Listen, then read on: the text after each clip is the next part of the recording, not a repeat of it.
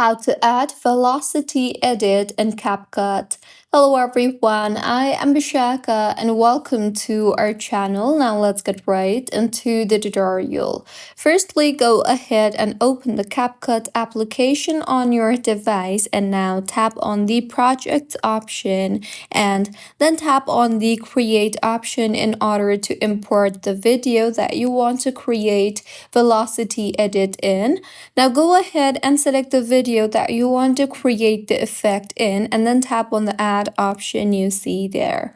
Once the video is added, simply select the video firstly and then go ahead and drag it through and then reach to the part from where you want to add in the effect and then tap on the split option you see there.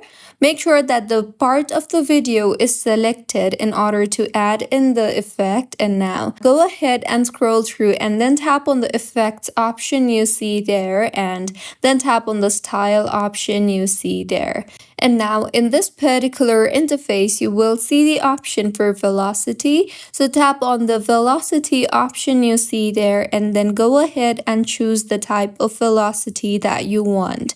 You can choose from a bunch of options in here. Simply tap on the velocity that you want and then simply wait for the effect and the style to be added. And you can then go ahead and add sound if required. Finally, tap on the done option on the bottom right of your screen and now simply wait for the style to be applied. And once the application process is completed, as you can see, the velocity effect has been added successfully. So this was about how you can add velocity effect in CapCut. If you find this tutorial helpful, please like the video and do comment if you have any queries. Also, do subscribe to our channel for more helpful tutorials like this. See you on the next one.